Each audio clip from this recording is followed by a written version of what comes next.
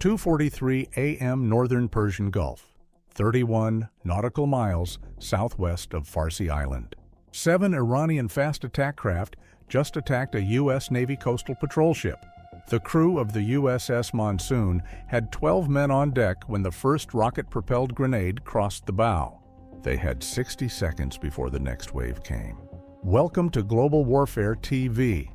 What you're about to hear is a reconstruction of one of the most violent small ship engagements in the Persian Gulf since Operation Praying Mantis in 1988. We're talking about a 179-foot patrol craft surrounded by 7 high-speed attack boats in the dead of night, fighting for survival with every weapon she had. This is what that night looked like from the water. The USS Monsoon is a Cyclone-class patrol coastal ship, hull designation PC-18. She displaces 336 tons. She is 179 feet long. Her crew, 28 men and women. Her armament includes a 25mm Mark 38 chain gun, 2 50 caliber machine guns, 2 25mm Mark 96 stabilized guns, and a Mark 19 automatic grenade launcher. She is, by U.S. Navy standards, a small ship. Fast, capable of 35 knots, but not armored, not designed to absorb sustained fire. She was not supposed to be where she was that night. The Monsoon had been diverted from her standard patrol route 6 hours earlier. A sitrep from 5th Fleet Intelligence had flagged suspicious vessel activity near a commercial tanker in distress approximately 40 nautical miles to the south. The Monsoon was the closest U.S. asset. She was redirected. The tanker's distress signal turned out to be a technical malfunction, a false alarm. But in repositioning for that call, the Monsoon had moved outside her standard patrol box, closer to the contested maritime boundary near Farsi Island. Deep in the zone, the IRGCN considers its operational backyard. In retrospect, the after-action intelligence review would conclude that the tanker's distress signal may not have been accidental. At 1:55 a.m., the Monsoon's radar picked up multiple surface contacts bearing 025. The contacts were small, low radar cross-section. The watch officer logged them as probable fishing vessels. The waters near Farsi Island have a significant fishing community. Small craft moving at night is not unusual. The contacts were tracked but not flagged for immediate escalation. At 2:19 a.m., the contacts accelerated. Speed increased from 8 knots to 34 knots. 7 contacts, all of them now on converging courses toward the Monsoon. The CO, the commanding officer, was woken at 2:21 a.m. He reached the bridge at 2:24 a.m. By 2:27 a.m., all 7 contacts were within 3 nautical miles. They were running without lights. The shape and speed signature on radar matched PACAP-class fast attack boats. The CO attempted to reach 5th Fleet on the UHF command net at 2:28 a.m. The first transmission did not get through.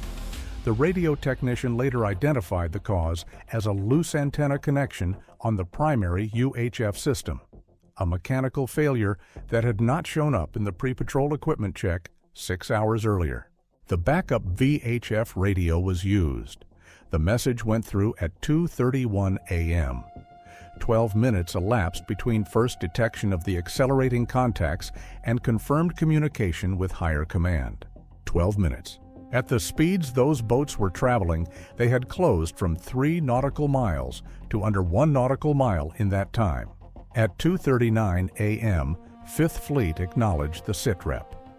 A quick reaction force, 2 MH-60S helicopters armed with Hellfire missiles from the USS Bataan, was dispatched. Flight time from the Bataan's position, estimated 22 minutes. 22 minutes. The Monsoon had to survive those 22 minutes on her own. At 2:43 a.m., the lead Iranian fast boat fired an RPG at close range. The projectile passed over the bow. 45 seconds later, 2 more boats opened up simultaneously with heavy machine gun fire. 12.7mm rounds, the Iranian equivalent of the .50 caliber, began impacting the water to port. Several rounds struck the hull above the waterline. The aluminum-hulled Cyclone-class ship is not armored. 12.7mm rounds at close range can penetrate. General quarters had been sounded at 2:40 a.m., 3 minutes before the first shot. Sailors were at their stations. The 25mm chain gun was manned. Both 50 caliber positions were active. The Monsoon opened fire at 2:43:31 a.m. The 25mm Mark 38 fired at the lead attacking boat, the one that had fired the RPG, at a range of approximately 700 meters. The 25mm round is effective against light armor and unarmored fast craft. It fires at 180 rounds per minute in burst mode. The lead Iranian boat took hits to its bow and starboard side. It turned hard and broke off its attack run, trailing smoke. But here is what the Monsoon CO was dealing with in those first 90 seconds.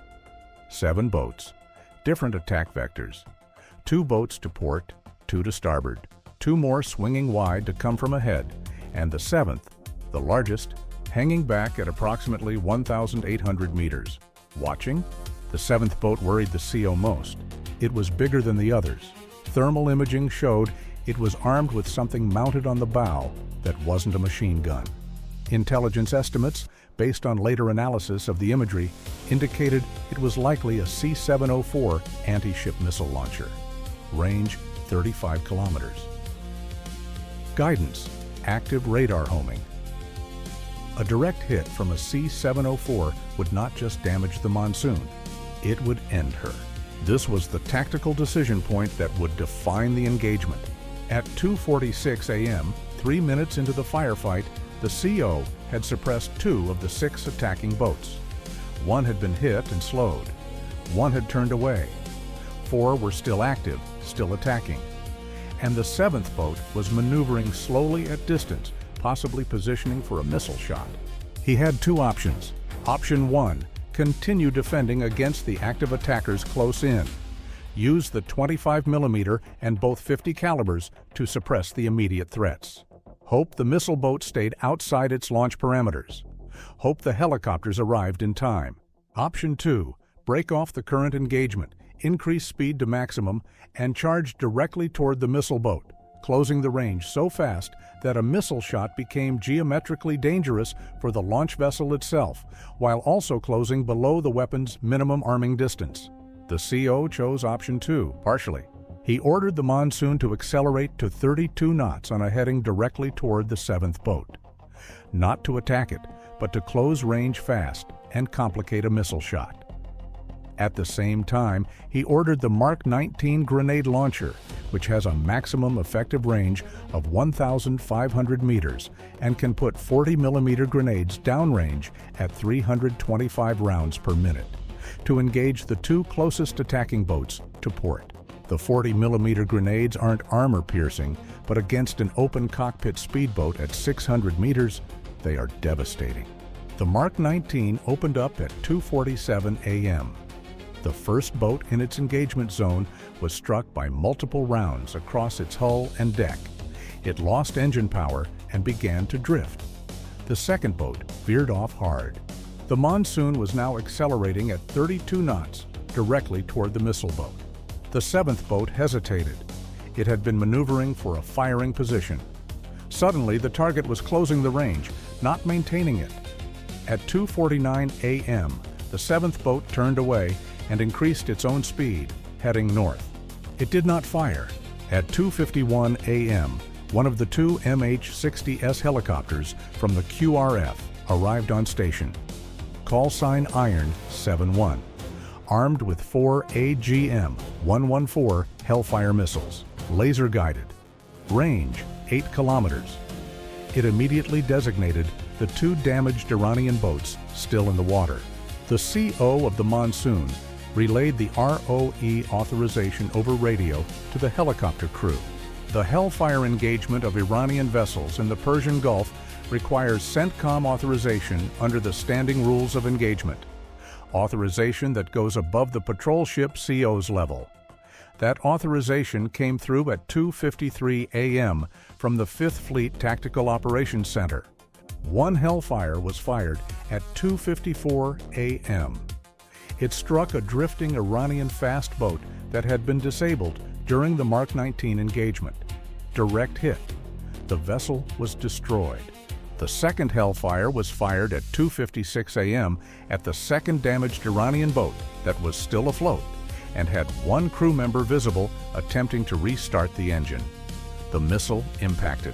The boat was destroyed.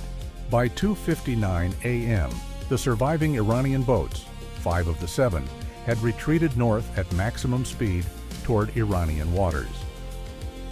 The engagement had lasted 16 minutes.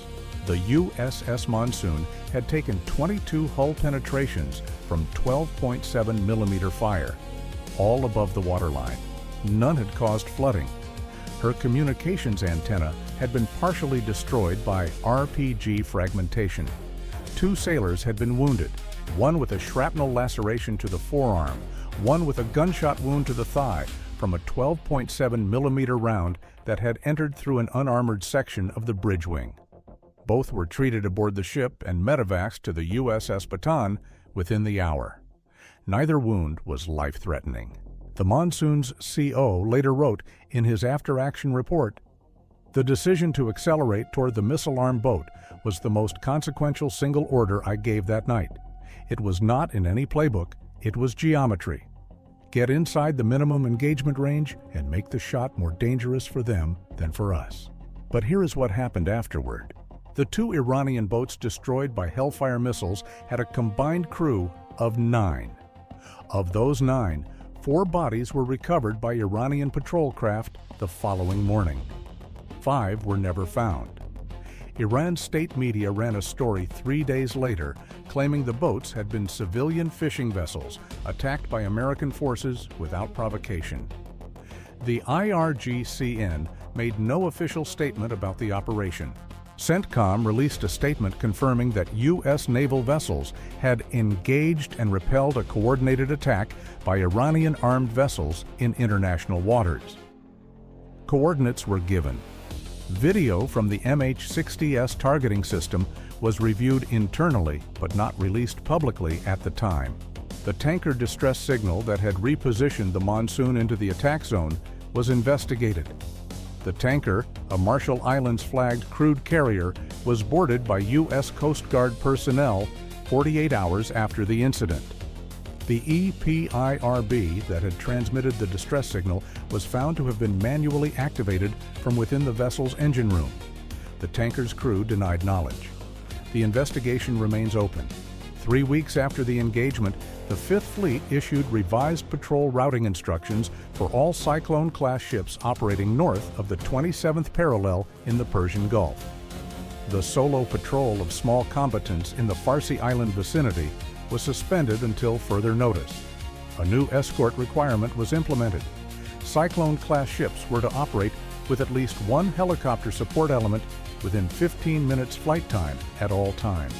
The U.S. Navy also quietly began accelerating the planned installation of additional Mark 60 Mod 1 weapon systems on Cyclone-class ships, an upgrade that had been in procurement review for 2 years.